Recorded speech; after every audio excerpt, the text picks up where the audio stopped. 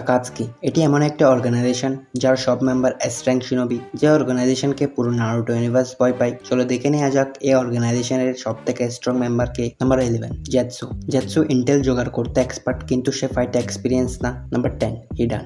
অমর হওয়া সত্ত্বেও হিডানের fighting skill ততটাও ভালো না, যার জন্য সে এত নিচে। Number 9 Sasori the puppet master. Sasori sand ভিলেজের থার্ড কাজেকাগেকে হারিয়েছিল, যাকে স্ট্রংগেস্ট কাজেকাগে বলা হতো। নাম্বার 8 কাকুজু, যার কাছে 5টি হার্ট রয়েছে। Number 7 Deidara the exploding master. সাসকের সাথে ফাইটের সময় সে নিজেকে এক্সপ্লোড করে দেয়। Number 6 Konan the paper queen. ওবিতের সাথে ফাইটের সময় কোনান ওবিতকে প্রায় মেরেই ফেলেছিল। Number 5 Kisame the tailless beast. কিসামের গায়ে টেইল বিস্টের মতো শক্তি আছে, কিন্তু তার দুর্ভাগ্য যে তার ফাইট মাইট গায়ের সাথে হয়েছিল। নাম্বার 4 ওরচিমারু। ওরচিমারুর রিজেনারেশন এবিলিটি তাকে ফাইটের মধ্যে আপার হ্যান্ড দিয়ে থাকে। Number 3 Itachi Uchiha.